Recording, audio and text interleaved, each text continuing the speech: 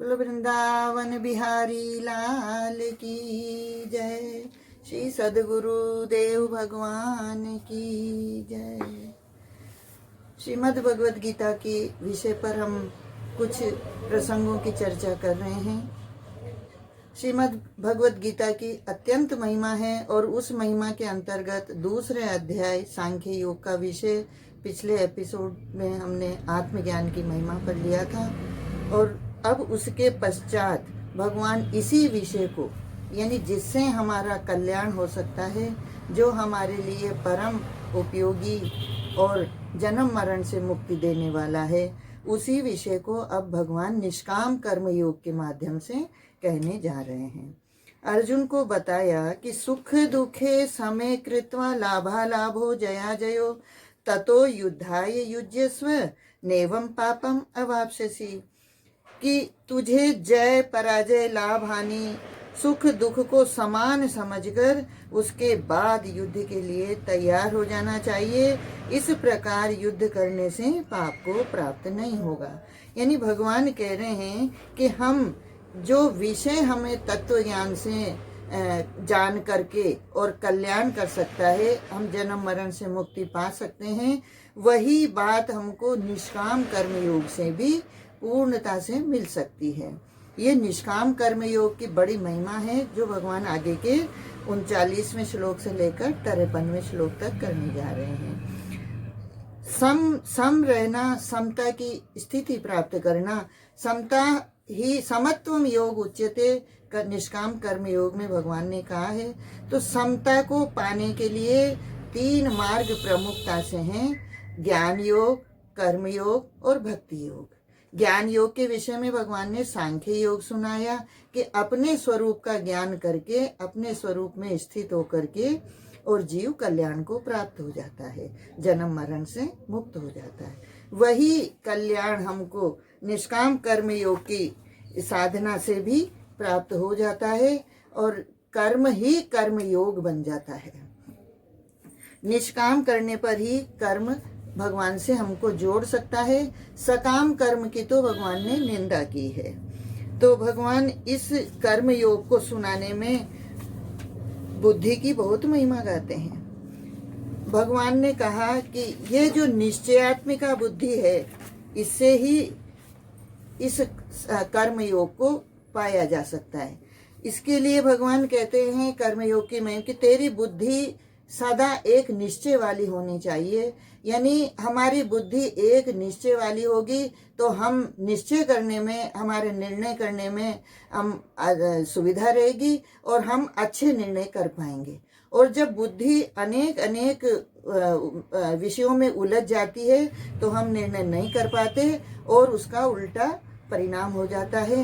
तो इस प्रकार सकाम कर्म में अनेक विषयों को चाहने वाली, फलों को चाहने वाली बुद्धि होती है और निष्काम कर्म में चूंकि फल नहीं चाहिए, फल की इच्छा का त्याग करके ही निष्काम कर्म होता है, इसलिए उसमें बुद्धि एक निश्चय वाली होती है। और ये एक निश्चय वाली बुद्धि को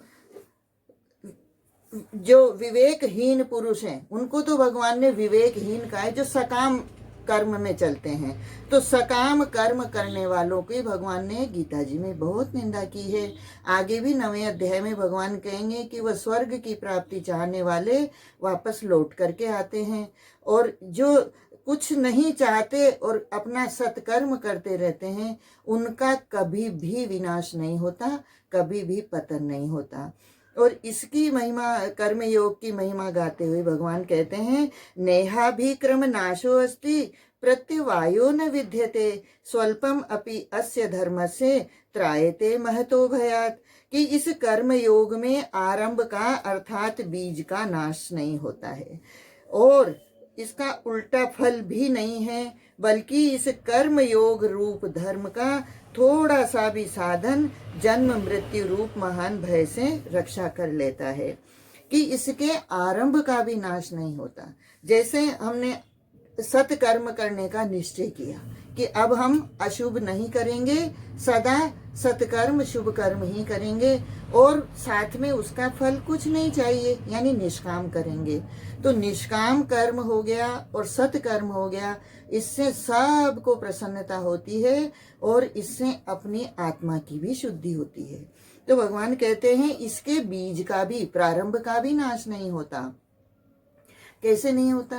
जैसे हम यात्रा करने के लिए बस में चढ़े, बस में बैठे, हमको जैसे बूंदी से कोटा जाना है, तो कोटा जाने के लिए बीच में बालाजी तक, रामगंज बालाजी तक अगर हमारी बस खराब हो गई, बस खराब हो गई मतलब हमारा शरीर खत्म हो गया और हमको इस शरीर को छोड़ना पड़ा, तो अब वहां से हमको दूसरी बस लेनी पड़ेगी, यानी हमको उसी मार्ग पर चलने के लिए दूसरा शरीर मिल जाएगा। तो दूसरी बस जो हमको मिलेगी बालाजी से, उससे हम लौटकर बूंदी नहीं आएंगे, या बूंदी से लौटकर हमको बस नहीं लेनी है, हमको वही बस आ जाएगी। क्यों? क्योंकि रास्ता तो वही है कोटा जाने का, तो एक नहीं तो दूसरी बस आती रहेगी और हम उस बस में, जो बस आएगी उसमें चढ़ के आगे चले जाएंगे। इसी प्रकार से अगर बीच बीच में फिर स्टॉप हो गया तो इसका नाश नहीं होता, वो चलता रहेगा और चाहे वो 4 बस बदल करके जाए, चाहे 2 बस बदल करके जाए, उसकी मंजिल कोटा पहुंच जाएगी और वह अपने लक्ष्य को प्राप्त कर लेगा। इसी प्रकार से इस एक शरीर में हमने अभी तो प्रारंभ ही किया है, लेकिन ये शरीर अगर छूट गया तो क्या अब हमको जो बीज हमने लगाया है वो आगे नहीं मिलेगा? नहीं, भगवान कहते हैं बहुत बड़ी संभावना और बहुत बड़ा आश्रय भगवान ने हमको दिया है कि इसके आरंभ का भी नाश नहीं होता। आज से हमने सत्संग शुरू किया है, हमको सत्कर्म पर चलने का निश्चय हुआ है और अब हम हमारी बुद्धि से कोई गलत काम नहीं करेंगे, भगवान की प्रसन्नता और फल की इच्छा का त्याग करके कर्म करेंगे। तो इसकी इतनी महिमा है कि अब हमारा ये मनुष्य जीवन पक्का हो गया। इसके लिए मुझे बहुत संभावना और बहुत आश्रय मिलता है और हम सबको मिलता है, क्योंकि मनुष्य जीवन मिलना भी अति दुर्लभ है। सबसे कठिन जो देह प्राप्ति का है वो मनुष्य जीवन है। मनुष्य जीवन दुर्लभ बताया है। तो मनुष्य जीवन अगर मिल गया और फिर उसमें सत्संग मिल गया तो फिर उसका आगे का जीवन पक्का हो गया कि अब उसे मनुष्य जीवन ही मिलेगा। क्यों मिलेगा? इस एक प्रश्न है ये। तो वो इसलिए मिलेगा क्योंकि ये सत्संग करना, ज्ञान करना, विवेक करना, गीता जी को समझना, वेद वेदांगों को, उपनिषदों को समझना, ये मनुष्य जीवन में ही संभव हो सकता है।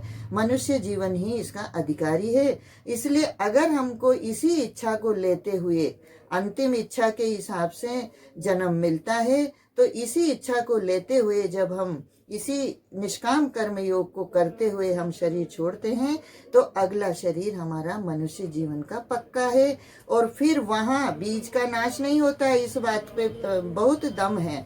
वहाँ से हमको उसी स्थान से, उसी जगह से, उसी विषय से फिर प्रारंभ हो जाता है।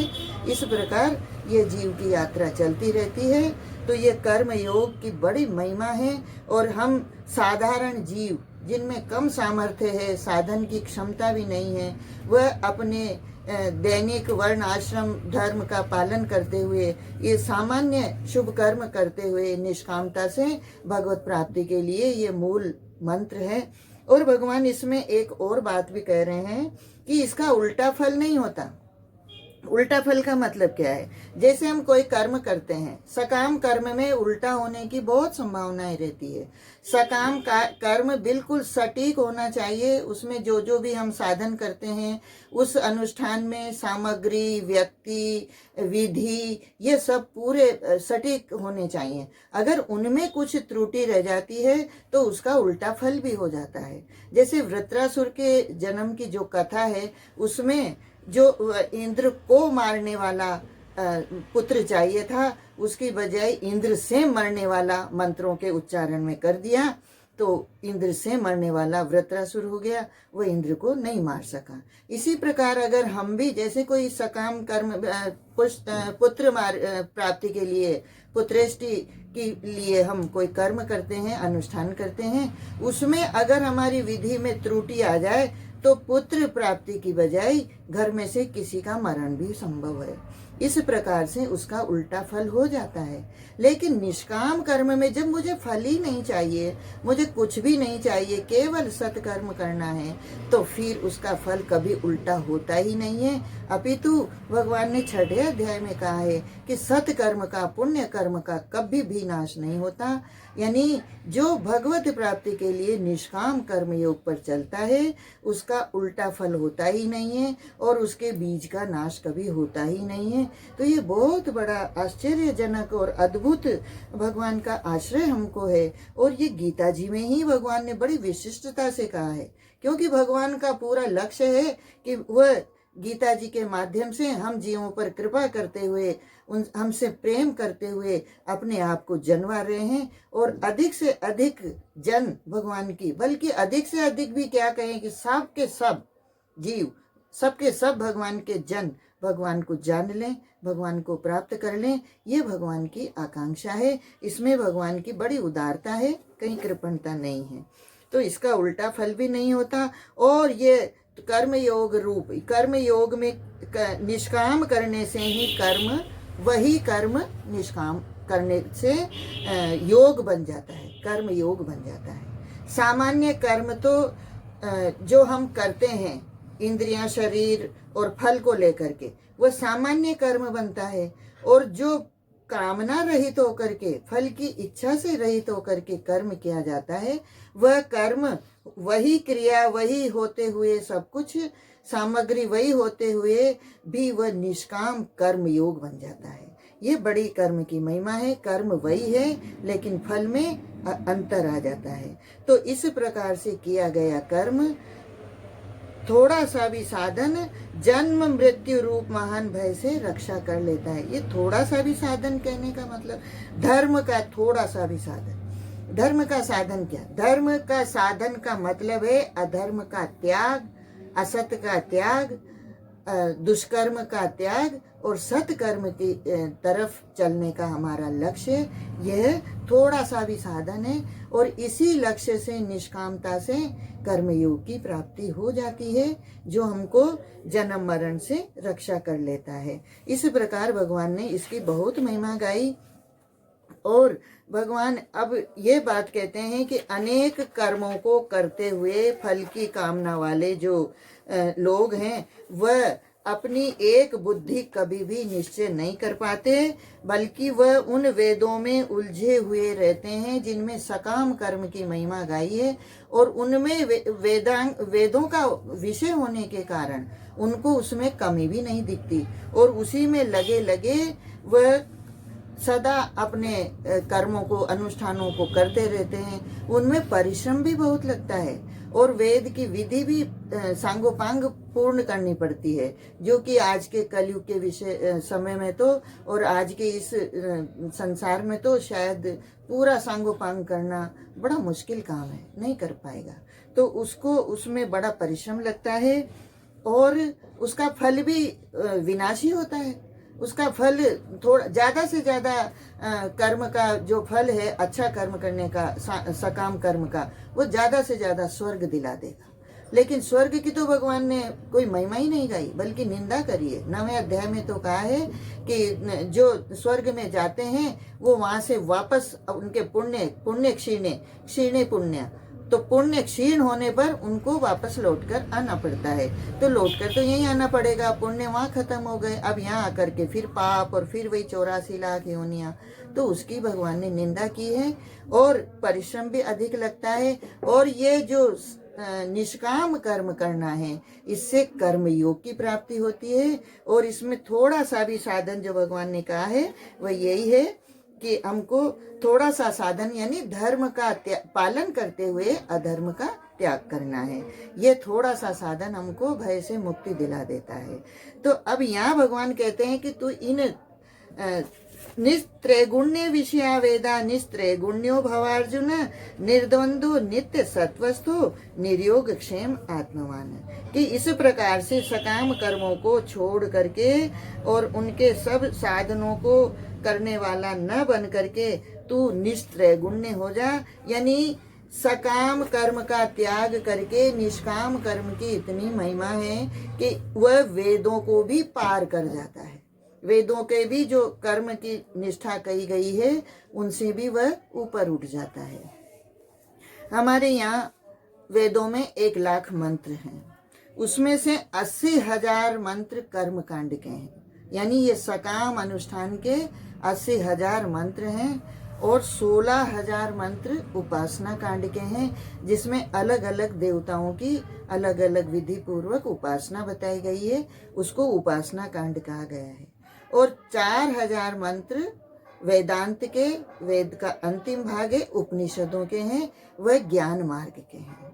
तो ज्ञान मार्ग के बहुत थोड़े होते हुए भी उनको समझने में थोड़ा बुद्धि का तीक्ष्णता चाहिए और शुद्ध बुद्धि चाहिए, इसलिए उसको करना थोड़ा कठिन है। उपासना कांड में भी बहुत सामग्री और बहुत सब कुछ विधियां पूरी करनी पड़ती है। और कर्म कांड का, सकाम कर्म का तो बड़ा विस्तार है। 80,000 मंत्र हैं, अलग अलग देवता की अलग अलग विधि से, अलग अलग वस्त्र से, अलग अलग सामग्री से पूजा करनी पड़ती है, और उसमें अगर गलती हो जाए तो उसका उल्टा फल भी हो जाता है। इसलिए भगवान ने ये ऐसे कर्म कांड की तो अवहेलना की है कि तू निस्त्रैगुण्य भव अर्जुन, यानी इन वेदों से परे हो जा, ऊपर उठ जा। उसके लिए भगवान कहते हैं यावान अर्थ उदपाने सर्वतः संप्लुतोदके तावान सर्वेषु वेदेषु ब्राह्मण से विजानत है।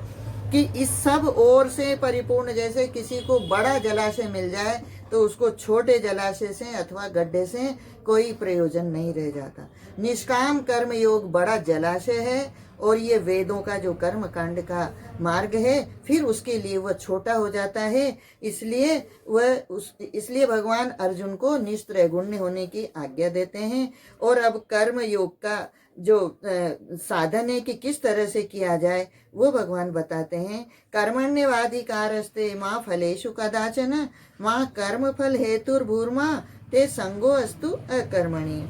कि तेरा कर्म करने में ही अधिकार है, हमारा अधिकार केवल कर्म करने में है, उसका फल में हम समर्थ नहीं है। फल तो भगवान के हाथ होता है और हमको फल तो बाद में ही मिलता है। हम कर्म करते हुए पहले अगर फल का निश्चय कर लेते हैं तो कर्म भी शायद सांगोपांग नहीं होता, हमको उसमें भी संतुष्टि नहीं होती। और कर्म में आसक्ति भी नहीं रखनी है, यह कर्म करने का तरीका है। फल की इच्छा भी नहीं करनी है, फल में आसक्ति भी नहीं करनी है।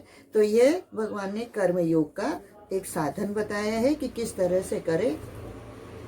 अब भगवान अर्जुन को कहते हैं योगस्थः कुरु कर्माणि संगम त्यक्त्वा धनंजय सिद्धि असिद्धियो समो भूत्वा समत्वम योग उच्यते। कि हे धनंजय, आसक्ति को त्याग कर सिद्धि और असिद्धि में समान बुद्धि वाला होकर योग में स्थित हुआ कर्तव्य कर्मों को कर, समत्व ही योग कहलाता है। यहाँ समता की महिमा भगवान बता रहे हैं कि कर्मों को किस प्रकार से करना है। फल की इच्छा और कर्म की आसक्ति, फल की आसक्ति, ये तो त्याग करने का पहले पिछले श्लोक में कहा। अब यहाँ पर कहते हैं कि समता आ जानी चाहिए। समता हमको कैसे आएगी? सिद्धि असिद्धि में, फल चाहे सफलता मिले चाहे असफलता मिले, हमको हमारा पूरा दमखम से पूरा का पूरा कर्म करना है। उसके लिए हमको समान बुद्धि रखनी है, फल जो भी मिलेगा वह मिलेगा। तो इस प्रकार से समता में स्थित होकर सिद्धि असिद्धि में सम रह करके जो कर्म किया जाता है वह समता को उत्पन्न करने वाला है, समता दिलाने वाला है। इसलिए भगवान कहते हैं कि ये बुद्धि योग से जो सकाम कर्म है, जो सकाम कर्म करते हैं, वह बुद्धि योग से यानी सांख्य योग से अत्यंत ही निम्न श्रेणी का है। इसलिए तू अपने आप को योग का आश्रय ग्रहण कर क्योंकि फल के हेतु बनाने वाले अत्यंत दीन है। क्योंकि फल में जो आसक्ति रख के चलते हैं वह तो दीन है, कृपण है। भगवान ने उनकी निंदा की है और अर्जुन को समता में स्थित होकर के कर्म करने की आज्ञा दी है। तो भगवान कहते हैं कर्मजं बुद्धि युक्ता ही फलम त्यक्त्वा मनीषिणः जन्म बंध विनिर्मुक्ताः पदम गच्छन्ति अनामयम्। क्योंकि समबुद्धि से युक्त ज्ञानी जन कर्मों से उत्पन्न होने वाले फल को त्याग कर जन्म रूप बंधन से मुक्त होकर निर्विकार परम पद को प्राप्त हो जाता है।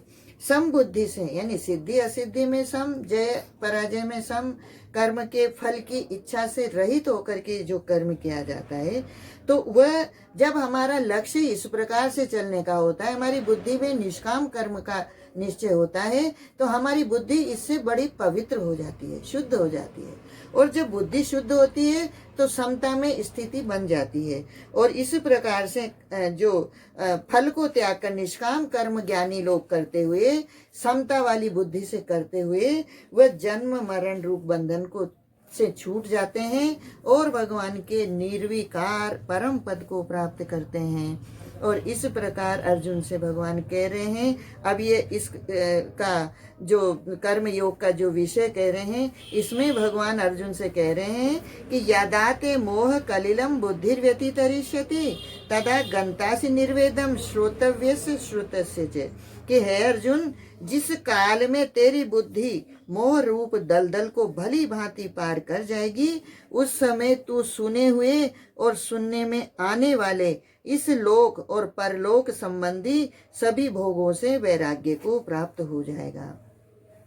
यानी हम सकाम कर्म का त्याग करके विवेक पूर्वक निष्काम कर्म योग की तरफ जब चलते हैं, तो उसमें हमको अंतःकरण की शुद्धि रूप फल मिलता है। क्योंकि हमको कर्म का फल तो कुछ चाहिए नहीं, और अब जो कर्म है वह फल दिए बिना रहेगा नहीं, तो अब उस कर्म का फल हमको अंतःकरण की शुद्धि होगी। और अंतःकरण शुद्ध होने से क्या होगा, बुद्धि एक निश्चयात्मिका हो जाएगी, और बुद्धि में से सारा मोह कलिल जो भगवान ने कहा है कि यह मोह रूप दलदल, अर्जुन को मोह हुआ ना, अर्जुन में मोह होने के कारण, मोह का मतलब है मूढ़ता, विवेक का खत्म हो जाना, तो उसकी वजह से, मोह की वजह से अर्जुन का विवेक काम नहीं कर रहा।